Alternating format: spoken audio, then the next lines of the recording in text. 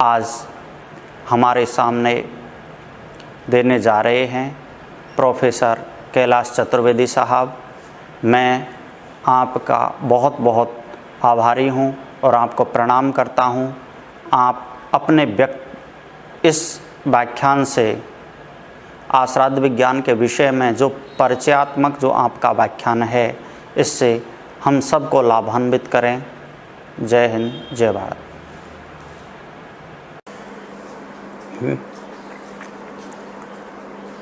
ओम तत्सत्।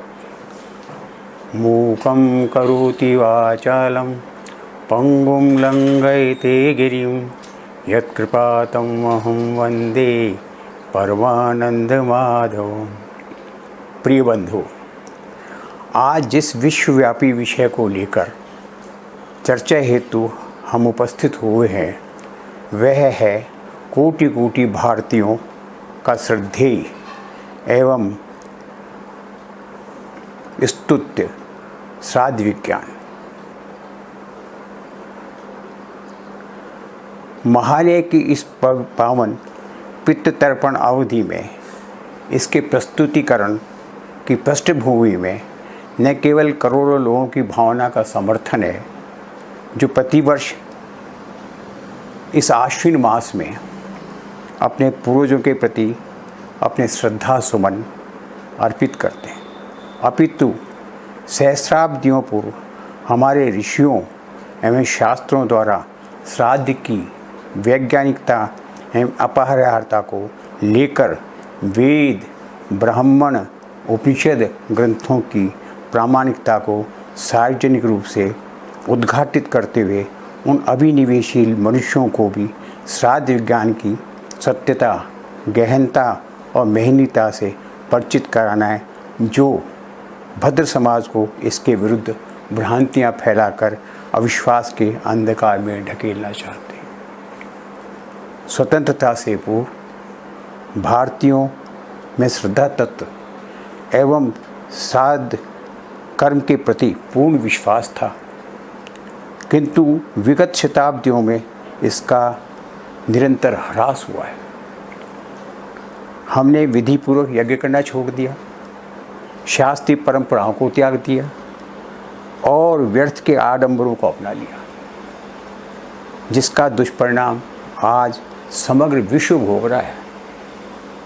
आज से लगभग 9 दशक पूर्व इस युग के अर्वाचीन शंकराचार्य स्वर्गीय पंडित मधुसूदन ओझा और उनके परम विलक्षण शिष्य स्वर्गीय पंडित मोतीलाल शास्त्री ने तत्समय हमारी इस सांस्कृतिक पतनावस्था को परिलक्षित कर लिया था और उन प्रचलित समस्त परिवादों का शास्त्रोक्त आधार पर खंडन करते हुए श्राद्ध को सर्वथा वैदिक एवं भारतीय समाज के एवं सनातन प्रक्रिया का घोषित करते हुए श्राद्ध विज्ञान की सार्थकता को भारतीय समाज के समक्ष प्रस्तुत किया था। आज हम उन वैज्ञानिक तथ्यों को समझने का यथासंभव प्रयास करेंगे, किंतु उसके पूर्व कि अपने प्रामाणिक तथ्यों पर चर्चा करें, एक दृष्टि उन भ्रांतियों पर डालना आवश्यक है जो तथाकथित बुद्धिजीवी एवं स्वयं को मॉडर्न घोषित करने वाले आदिकों ने भ्रांतियों के रूप में भद्र समाज में फैला रखे। जरा सुनिए, मृत प्राणियों को निमित्त बनाकर श्राद्ध क्यों करें? मृत्यु के बाद भस्मीभूतस्य देहस्य, इसके अतिरिक्त क्या रह जाता है? भस्मीभूतस्य देहस्य पुनरागमनम कुतः। यदि एक पल के लिए श्राद्ध को मान भी लें, चलिए, तो बताइए लाखों कोस दूर बैठे पितर ब्राह्मण भोजन से कैसे तृप्त हो सकते हैं? अपने मकान के पहले तल पर भोजन परोस कर तीसरे तल पर बैठे व्यक्ति को तो तृप्त करके दिखाइए जरा।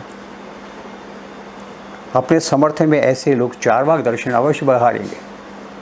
मृतानाम विजंतूनाम साध चेतृत्तिकारणम गच्छतामी जंतूनाम व्यर्थपाथे कल्पना। यद्यपि स्वामी दयानंद ने वेदों की महत्ता और भारतीय जीवन में अपरिहार्यता स्वीकार कर ली थी, किंतु उनके अनुयायी व्यास श्राद्ध एवं श्रद्धा में मूलभूत अंतर को भली भांति नहीं समझ पाए और श्राद्ध को वेद विरुद्ध घोषित कर दिया। देखिए, आश्चर्य होता है किस प्रकार ऋग्वेद के सूक्त, शताधिक मंत्र, ब्राह्मण, उपनिषद के प्रमाण उनकी दृष्टि से ओझल हो गए। आधुनिक एवं पाश्चात्य शिक्षा में सरोबार लोग भी इसका उपहास करने में पीछे नहीं है। उनके अनुसार ये ढकोसला ब्राह्मणों द्वारा 15 दिन तक मुफ्त स्वादिष्ट भोजन का जुगाड़ मात्र है, अन्यथा श्राद्धवाद कुछ नहीं है। केवल भारतीय नहीं, पाश्चात्य संस्कृति में भी इसे ब्लाइंड फेथ कह करके इसका उपहास किया जाता है। ये सब लॉर्ड मैकाले द्वारा स्थापित पाश्चात्य शिक्षा पद्धति की देन है। अस्तु, आज हम इन समस्त अभिनिवेशी बुद्धिजीवियों और श्राद्ध विज्ञान की सर्वथा प्रमाणित और अपरिहार्यता को लेकर जिन प्रमाणों को उल्लेख करेंगे, हमें विश्वास है कि वे भी अविश्वास के धरातल से उठकर श्रद्धा की महत्ता के समक्ष नतमस्तक हो जाएंगे। इसके पूर्व कि हम वैदिक शास्त्रीय प्रमाणों की चर्चा करें, एक सूक्ष्म दृष्टि विश्व के उन धर्मों और समाजों पर भी प्रासंगिक होगा, डालना भी प्रासंगिक होगा, जो प्रकारांतर से किसी न किसी रूप में अपने मृत पूर्वजों के लिए श्राद्ध कर्म करते हैं। अफ्रीकी लोग वोड़ा उत्सव में अपने पूर्वजों के प्रति श्रद्धा प्रकट करते हैं, उन्हें नृत्य और गीत द्वारा आमंत्रित करते हैं, फल फूल अर्पित करते हैं। ब्रिटिश लोग भी आत्माओं को बुलाते हैं, उनसे वार्ता करने का दावा करते हैं। शेक्सपियर की सुप्रसिद्ध रचना मैकबेथ में थ्री विचेस का आगमन और जीवित लोगों से वार्तालाप इसका एक संकेत है। मॉरिशस के लोग सिया डे लॉस मेरिटा का आयोजन करते हैं और मृत लोगों के प्रति श्रद्धा व्यक्त करते हैं। बौद्ध धर्मावलंबी प्रतिवर्ष 15 दिन तक पूर्वजों का श्राद्ध करते हैं। कंबोडिया, जापान, फिलीपींस, कोरिया सभी देशों में श्राद्ध प्रकारांतर से संपन्न किया जाता है। मुस्लिम एवं ईसाई धर्म में भी प्रतिवर्ष मज़ारों और कब्रों पर कैंडल आदि जलाकर श्रद्धा प्रकट करना श्राद्ध नहीं है तो और क्या है। चलिए, हमें उनसे अधिक प्रयोजन नहीं है। हम अपनी 15,000 वर्ष पुरानी वैदिक परंपरा की ओर लौटते हैं, जिसमें मृत पितरों के श्राद्ध की अनिवार्यता और महत्ता को पदे पदे समझाया गया है। स्थूल शरीर त्यागने के अनंतर हमारा आत्मा अंगुष्ठ मात्र सूक्ष्म शरीर धारण कर चंद्रलोक को प्रस्थान करता है, जैसा कि कौशिकी की उपनिषद के प्रथमाध्याय का द्वितीय मंत्र कहता है। ये वे कीच अस्मान लोकात् प्रयन्ति चंद्रमसमें ते सर्वे गच्छन्ति। अर्थात इस शरीर को छोड़कर समस्त आत्माएं एक बार सीधे चंद्रलोक को प्रस्थान करती हैं। यह प्रत्यंग आत्मा है और चंद्रलोक पर जाने वाली ये सूक्ष्म आत्मा वहाँ पहुँचकर 2 भागों में बढ़ जाती है, महानात्मा और भूतात्मा। शास्त्रोक्त विवेचन के अनुसार आत्मा 13 माह की अवधि में वहाँ पहुँचता है और प्रथम भाग महानात्मा के रूप में वहीं चिर स्थित हो जाता है। द्वितीय भाग भूतात्मा अपने पूर्व संचित कर्मानुसार मुक्ति अथवा इस लोक में पुनरागमन करता है और क्रियमाण कर्मों के प्रतिफल से अच्छी अथवा बुरी योनि में पुनः जन्म लेता है। श्राद्ध क्यों करें, इसका क्या फल है? इसका उत्तर यही है कि चांद्रलोक स्थित महानात्मा ही हमसे मरणोत्तर काल के पश्चात भी जुड़ा रहता है और उन्हीं स्ववंशजों की तृप्ति के लिए श्राद्ध कर्म आवश्यक है, जिसका प्रतिफल है पितृतृप्ति। संतति विधान, समृद्धि, सुरक्षा, और नहीं करने के दुष्परिणाम क्या हैं? पिंड क्षीणता अर्थात जीन्स की न्यूनता अथवा समाप्ति, शुक्र क्षीणता, वंशोच्छेद, अभाव, आकस्मिक दुर्घटनाएं, अकाल मृत्यु। इस पर आधुनिक लोग फिर आक्षेप करेंगे कि ये कोरी बकवास है। कैसा चंद्रलोक, कैसी चंद्रलोक की यात्रा, कैसे पितर, कैसा जीवन सूत्र। बंधुओं, हम उन अज्ञ और अभिनिवेशी लोगों को बताना चाहेंगे कि समग्र विश्व, सारी मानवता, जिस ऋग्वेद को मानव जाति का आदि ग्रंथ और प्रमाण स्वीकार करता है, जरा उसके सूक्तों, उसकी ऋचाओं, स्मृति ग्रंथों, पुराणों, उपनिषदों के शताधिक वचनों को एक बार देख तो लीजिए, पढ़ लीजिए, क्या कहते हैं वे। अधिक नहीं तो केवल 2-3 मंत्र हम आपके समक्ष दोहराते हैं। ऋग्वेद प्रथम मंडल के 106वें सूक्त का 3रा मंत्र कहता है, सुनिए। अवंतु नः पितरे सुप्रवाचना उत देवी देवपुत्रेरिता वधा रथम न दुर्गादस सुदानवो विश्वस्मानो अहंसो निष्पिप्तर्न। दशम मंडल के 151वें सूक्त का 2य मंत्र कहता है, प्रियम श्रद्धे ददत्ते प्रियम श्रद्धे दिदासते प्रियम भोजयुयसुतम मैं उदितम कृधि। और सुनिए, श्रद्धा प्रातर हवा में श्रद्धाम बध्यन दिने परी श्रद्धा सूर्य से निमुची श्रद्धे श्रद्धा पये है। ऐसे सैकड़ों प्रमाण हैं, किंतु यहाँ विस्तार भय से सबका वाचन करना संभव ही नहीं है और फिर उपादेय भी नहीं है। तात्पर्य यह है कि जिस चांदलोक स्थित महान आत्मा के लिए पावन श्राद्ध कर्म विहित है वह शाश्वत है, उसका एक निर्धारित और एक निश्चित स्वरूप है।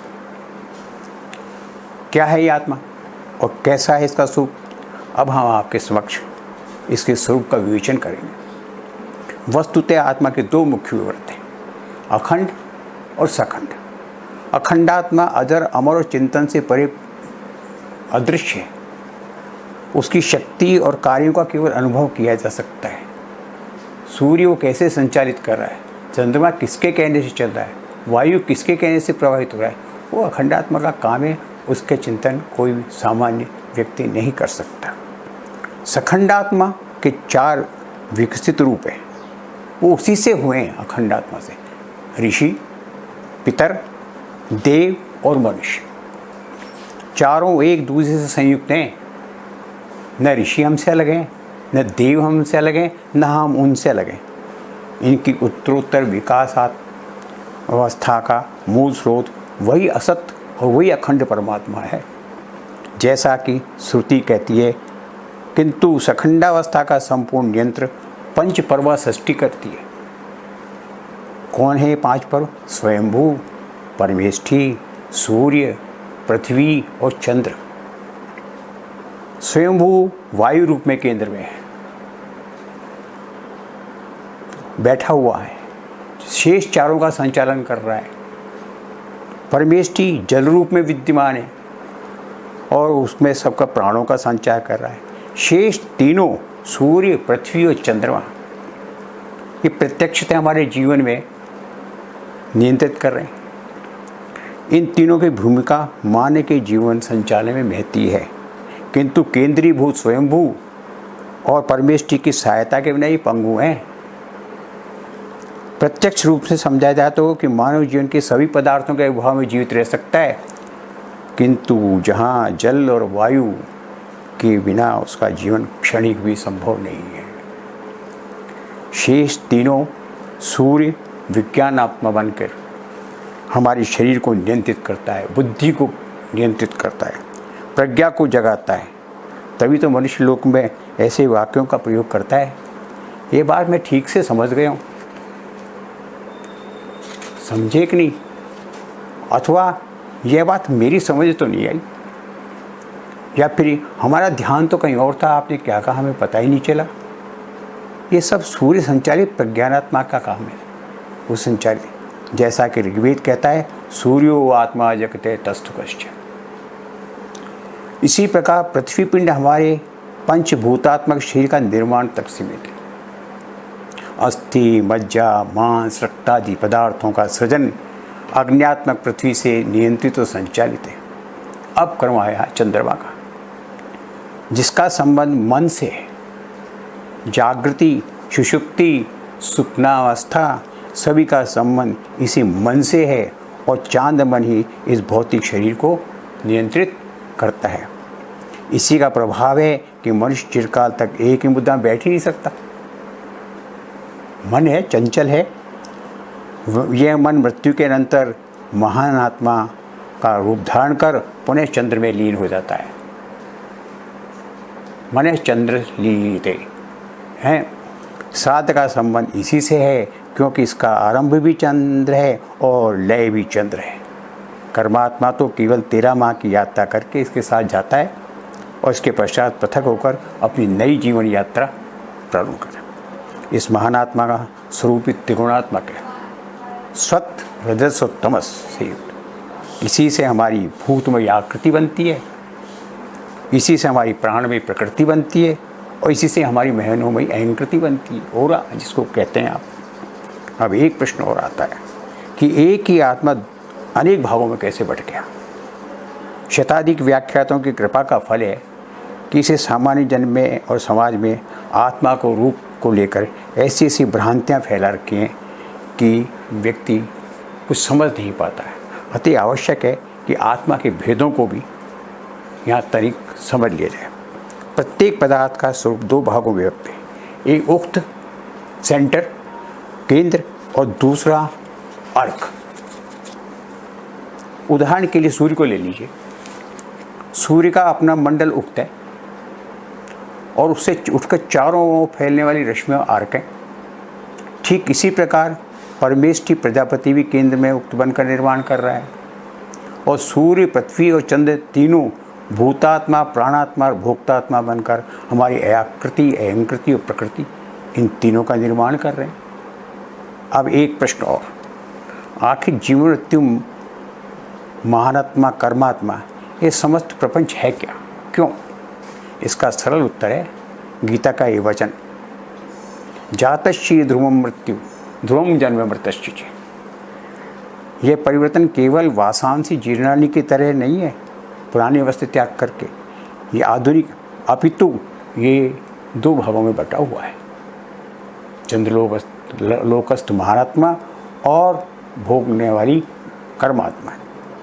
आधुनिक विज्ञान भी स्वीकार करता है कि सूर्य भी किसी दिन उत्पन्न हुआ था, आज भी पहले जैसा नहीं है और प्रतिक्षण पुराना पड़ता जा रहा है।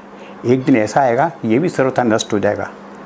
हर पदार्थ की द्विनियति है, जन्मना और मृत्यु को प्राप्त करना। अतः लौकिक अथवा अलौकिक, सामाजिक, शास्त्रीय दृष्टियों सिद्ध है कि मृत्यु अवसंभावी है और मृत्यु के उपरांत शरीरस्थ आत्मा इसे त्याग कर अन्यत्र प्रस्थान करता है। वैदिक दृष्टि से उक्त आत्मा का स्वरूप है महान आत्मा, जो पितर स्वरूप में चंद्रलोक में जाकर स्थिर हो जाता है और श्रद्धा सूत्र से हमसे निरंतर जुड़ा रहता है। ये पितर किस किस रूप में है? क्या हमारे भौतिक जीवन के अतिरिक्त हमारे प्राकृतिक परिवेश को प्रभावित करते हैं? हमारा संबंध इनसे कब तक और किस अवस्था में रहता है? शरीर त्यागानंतर महानात्मा से पृथक भूतात्मा की क्या गति होती है? ये पितर किस किस रूप में है? क्या हमारे भौतिक जीवन के अतिरिक्त प्राकृतिक परिवेश को भी प्रभावित करते हैं? हमारा इनसे संबंध कब तक और किस अवस्था में रहता है? शरीर त्यागानंतर महानात्मा से पृथक हुआ हमारा भूतात्मा, उसकी क्या गति होती है? इत्यादि अनेक जिज्ञासाएं भी मानव सुलभ स्वभाव से उत्थित होना स्वाभाविक है। आगामी 3 वार्ताओं में हम इनका समुचित समाधान करने का प्रयास करेंगे। अस्तु, आज की इस प्रथम वार्ता का सार संक्षेप यह है कि साध विज्ञान कोरी आस्तिकता नहीं है, नई असंख्य भारतीयों का अंधविश्वास है, अपितु एक समग्र मानव जाति के आध्यात्मिक, आधिभौतिक और आध्यात्मिक जीवन सूत्रों से जुड़ा हुआ वैज्ञानिक सत्य जो मानव के व्यक्तिगत जीवन के साथ उसके परिवार, उसके समाज, उसके समग्र परिवेश को पूर्णतः प्रभावित करता है। आइए बिना किसी धर्म, जाति, समाज, क्षेत्र के भेदभाव के हम अपने मृत पूर्वजों के प्रति नैमित्तिक और पार्वण श्राद्ध को संपन्न कर अपने परिवार और समाज का जीवन सुखद और निष्कंटक बनाएं। ओम तत्सत।